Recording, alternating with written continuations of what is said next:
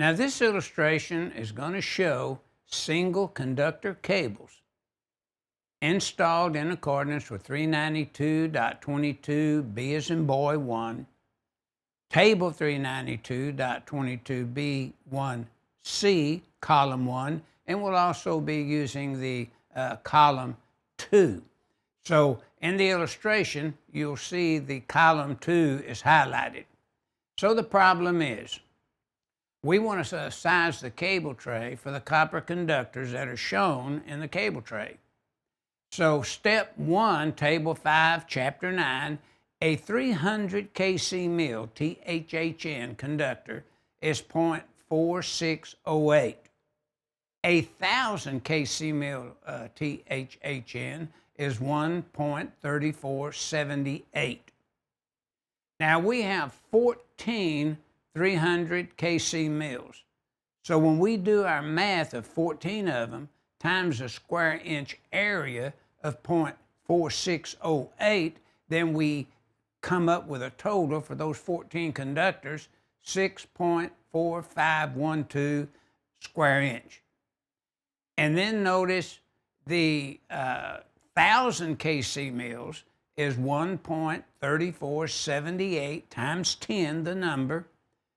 That totals up to 13.478. Now we're going to run a total of them, and notice we come up with 19.9292 square inch area. Now we're going to select the tray. And the type of tray that we have, we would go to column 2, select that tray, and we're referred to that column from our section number when we go to the 392.22B column 1 for exact. Now notice the table 392.22B as in boy 1, column 2, to the total square inch area of 19.9292 requires a 20-inch width tray, because the 21, or I shouldn't say 21, but the 20-inch wide tray would provide 21.5 square inch area.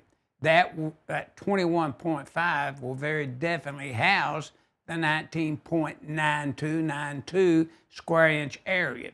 So the solution then, a 20-inch wide cable tray, would be required that would have a capacity of fill of 21.5 square inches as listed in our table 392.22B1.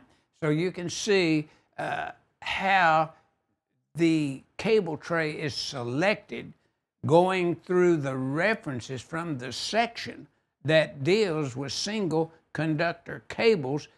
That section will tell you which columns to use to derive this cable tray width in the solution.